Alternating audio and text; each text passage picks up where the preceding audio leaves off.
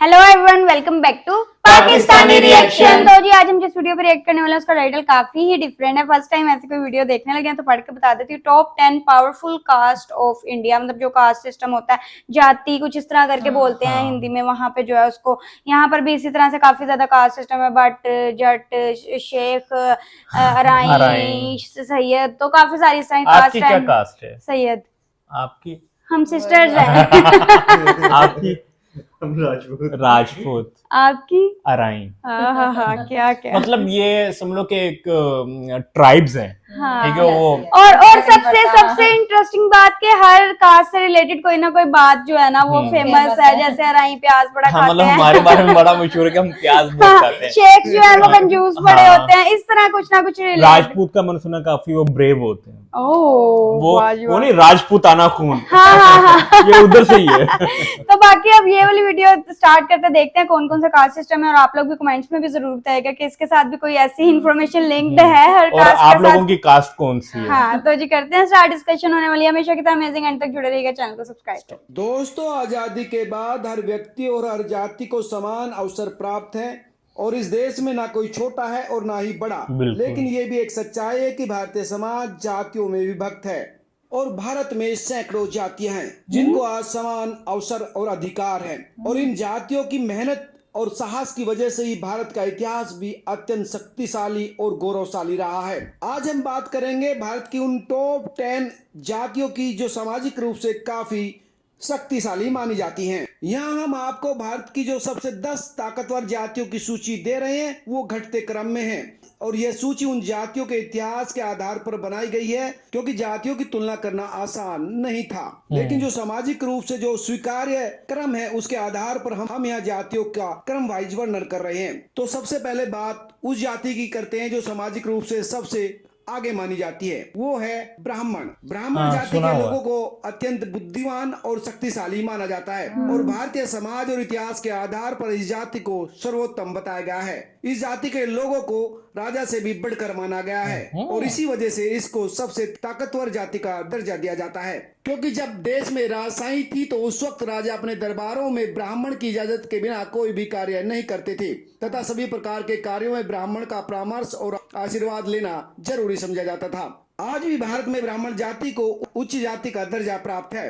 अगर ब्राह्मण जाति के लोगों की बात करें तो उत्तर प्रदेश और दक्षिण भारत में हर जगह ये पाए जाते हैं। उत्तर भारत की बात करें तो उत्तर प्रदेश, बिहार, उत्तराखंड, मध्य प्रदेश, हिमाचल और हरियाणा जैसे राज्यों में ये बहुत बड़ी संख्या में पाए जाते हैं। ब्राह्मण जातियों के अंतर्गत आने वाले उपनाम है शर्मा, मिश्रा, पांडे, चतुर्वेदी, भारद्वाज, कश्यप, त्रिपाठी, पंडित और ठाकुर। अब बात करते हैं दूसरी ताकतवर जाति की। इसमें भारतीय व्यवस्था के आधार पर राजपूतों को दूसरी ताकतवर जाति माना गया है। राजपूत का अर्थ होता है राजा का पुत्र, अर्थात ऐसा व्यक्ति जो किसी शासन करने वाले व्यक्ति या वंश से संबंध रखता हो, उसे राजपूत कहते हैं। भारत में राजपूतों का इतिहास भी बहुत शक्तिशाली और गौरवपूर्ण रहा है और इसलिए इसे भारत की दूसरी सबसे ताकतवर जाति माना जाता है। इनके अंदर शारीरिक ताकत और निर्णय लेने की शक्ति बहुत अच्छी होती है और बचपन से ही इन्हें युद्ध से जुड़ी गतिविधियों में भाग लेना अच्छा लगता है। यह जाति उत्तर भारत में कई प्रदेशों में पाई जाती है, जैसे बिहार, उत्तर प्रदेश, हरियाणा, राजस्थान, हिमाचल, मध्य प्रदेश और पंजाब। राजपूत जातियों के अंतर्गत आने वाले उपनाम हैं राजपूत, सिंह, चौहान, तोमर, मौर्य, ठाकुर, चौधरी आदि। जातियों के क्रम में तीसरी ताकतवर जाति है भूमियार। भूमियार का अर्थ होता है भूमि का मालिक, अर्थात जिसके पास भूमि होती है उसे भूमियार कहते हैं, यानी कृषक वर्ग। इसमें कई जाति के लोग भी होते हैं। अंग्रेजी शासन में तो भूमियार बहुत शक्तिशाली हुआ करते थे। इनके पास अत्यधिक भूमि और शक्ति होने की वजह से उन्हें भारत की सबसे ताकतवर जातियों में से एक गिना जाता था।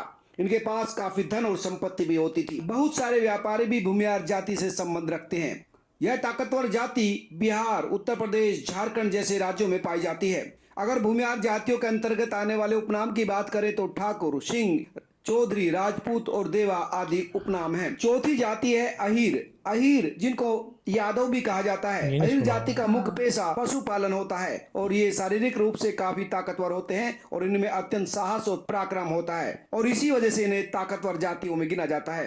महाराजा यजु के वंशजों को अहीर कहा जाता है, जो एक चंद्रवंशी ऐतिहासिक राजा थे जिन्होंने भारत के कई हिस्सों पर अपना राज चलाया था। ये ताकतवर जाति भारत में बिहार, उत्तर प्रदेश, हरियाणा, दिल्ली सहित कई राज्यों में पाई जाती है। अहीर जाति के अंतर्गत आने वाले उपनाम है यादव, सिंह, राव, प्रताप, चौधरी आदि। यादव, प्रताप। पांचवी जाति या कहीं संप्रदाय है सिख। सिख संप्रदाय का भी योगदान भारतीय इतिहास में काफी महत्वपूर्ण रहा है और इन्हें काफी साहसी माना जाता है। इनके पास भी अच्छी धन संपदा और शारीरिक शक्ति पाई जाती है और भारतीय इतिहास के कई सारे युद्धों में सिख जाति ने महत्वपूर्ण भूमिका निभाई है। और ये ताकतवर जाति भारत में पंजाब, हरियाणा, दिल्ली और उत्तर प्रदेश जैसे राज्यों में देखने को मिलती है। भारतीय समाज की छठी ताकतवर जाति है कुर्मी। दरअसल कुर्मी शब्द कृषि से लिया गया है। ऐसा माना जाता है कि कुर्मी जाति का मुख्य पेशा कृषि है। भारत के इतिहास में उज्जैन में होने वाले विद्रोह में कुर्मी जातियों ने राजपूतों के साथ मिलकर लड़ाई लड़ी थी और कुर्मी जाति को भारतीय जाति व्यवस्था में काफी ताकतवर जाति माना जाता है।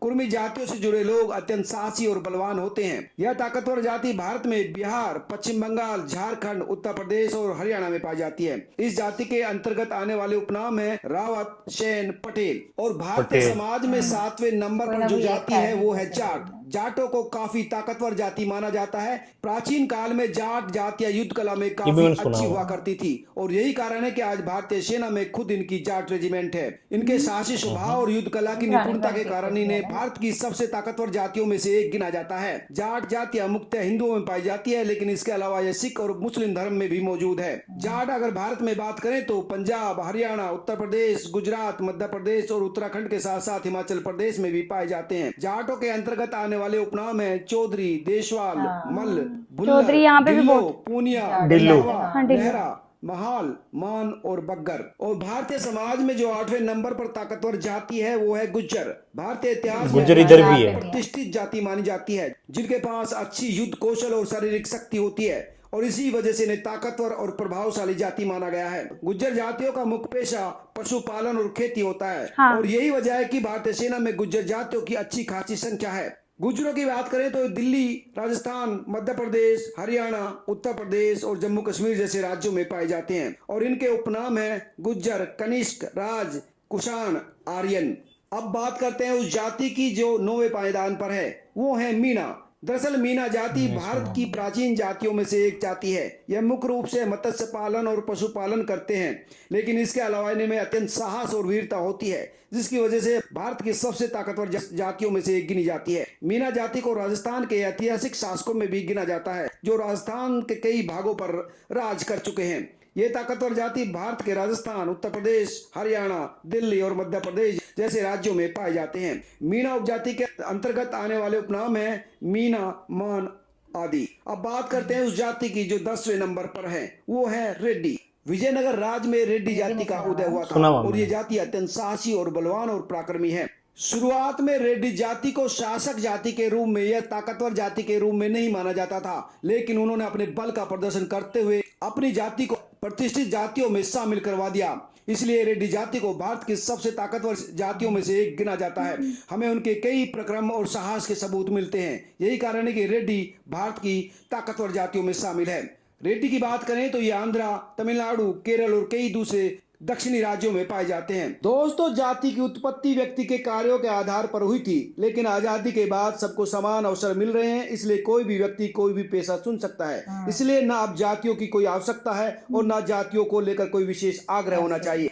आप क्या सोचते हैं, हमें जरूर कमेंट करके बताएं। नमस्कार। काफी इंटरेस्टिंग और इन्फॉर्मेटिव थे और न्यू थी हमारे लिए। ये तो ना जस्ट एक रिकॉग्नाइज के लिए ना, मतलब ये फलान ट्राइब से तो आइडेंटिफाई के लिए वो कास्ट सिस्टम था।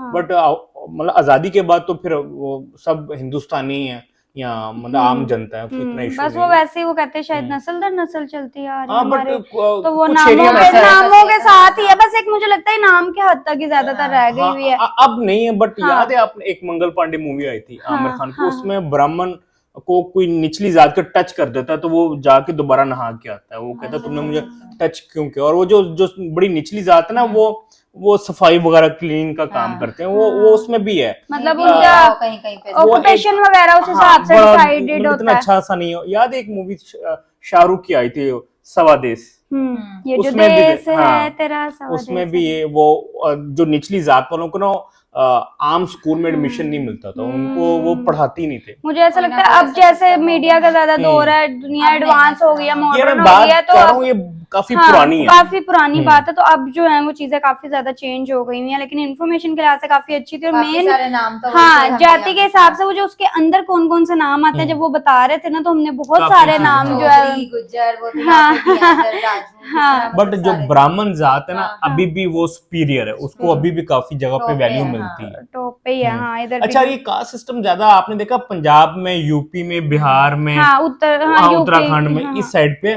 मुझे लगता है वो केरला वाले, तमिलनाडु उस साइड पे कम है। एक आधा कोई आया था हाँ। जिसमें ये केरला और और तमिलनाडु महाराष्ट्र में भी कोई नाम नहीं लिया हाँ उन्होंने। जी। और इनमें से कोई एक दो तीन है जो हमने यहाँ पे भी सुनी है। एक तो वो राजपूत, फिर एक तो गुज्जर जो है वो भी हमने यहाँ पे हाँ, जाट जाट ऐसा या कुछ कुछ है। इस तरह करके। हाँ। हाँ, यहाँ पर भी अभी तक है, बहुत कम है ये सिस्टम, बट है, मतलब ज्यादा हमें तब नजर आता है जैसे शादियों वगैरह है, तो लोग सम टाइम कास्ट सिस्टम को प्रेफर बिल्कुल, करते हैं कि बिल्कुल, हम बिल्कुल। अपनी कास्ट में ही शादी करते हैं और कास्ट के बाहर शादी या नहीं करते। ये ज्यादा कल्चर अभी भी गांव में है। हाँ, बिल्कुल। मतलब वो थोड़ा सा। क्या कहते हैं, बरादरी में शादी करनी, मतलब अपनी बरादरी में, चाहे वो लड़का नकम्मा ही क्यों ना हो। जितनी बड़ी उम्र हो जाए, हाँ, इंतजार भी करना है हाँ, अपनी ही कास्ट अपनी कास्ट में करना, तो ये सिस्टम अभी तक यहाँ पे बहुत ज्यादा देखा जाता है, वरना उसके अलावा जो है वो ज्यादा बट सिटीज में कम है। हाँ, यहाँ हंसी मजाक में यूज होता है, जिस तरह हमने स्टार्ट में बताया था कि हर कास्ट के साथ कुछ ना कुछ स्पेसिफिक हाँ। इस तरह किया हुआ। जो तो कंजूस होता है ना, हाँ। उसको हम ना शेख कहते हैं ना, हाँ। तो चाहे उसकी कास्ट ना भी हो ना, हाँ, यार ये शेख आदमी है। शेख है गया, शेख है गया, इस तरह करके चिढ़ाते भी हैं। तो अब बस अब इतना ही सिस्टम रह गया हुआ है। बाकी है कि वीडियो बहुत ज्यादा इन्फॉर्मेटिव थी, मजा आया देख के। आई होप आप लोगों को रिएक्शन पसंद आया तो जल्दी से चैनल को सब्सक्राइब कर दे। मिलते हैं नेक्स्ट वीडियो में। See ya.